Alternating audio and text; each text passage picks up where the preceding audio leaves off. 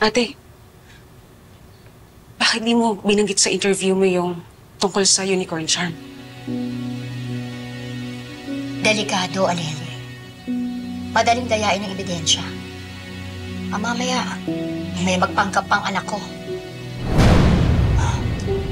Ngayon, kung meron lumapit sa akin at banggitin ang tungkol sa unicorn charm, tsak siya na yun. Nakausap ko yung private investigator. Nasilip na niya yung record ng mga estudyante. At may 3 bata na kahina-hinala ang background concerning their mothers. Sino-sino? Si Josh. Brito ng tatay niya. Naaksidente siya dati, kaya hindi na siya magkaanak.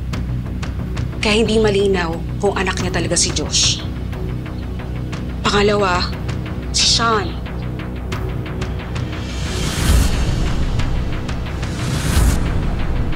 Anak siya sa labas ni Mr. Rodente, kaya walang record kung sino ang nanay niya.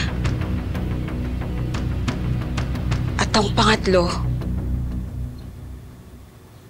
si Anton. Ampun siya ng matandang dalagang si Sylvia Mendoza.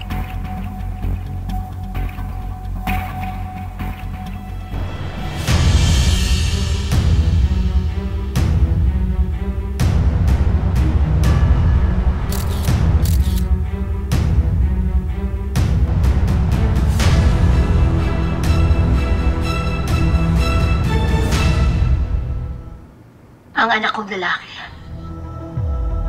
Naniniwala ako. Nararamdaman ko. Nandito lang siya sa baka.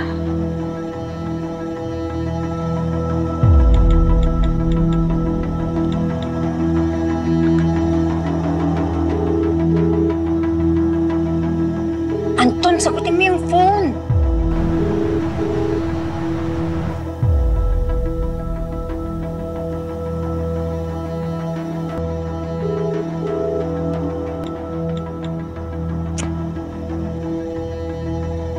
Ikaw ang susi para yumaman ulit ako. Gagamitin kita, mahal kong ampon, para hut-hutan ng pera itong reyna ng Maka.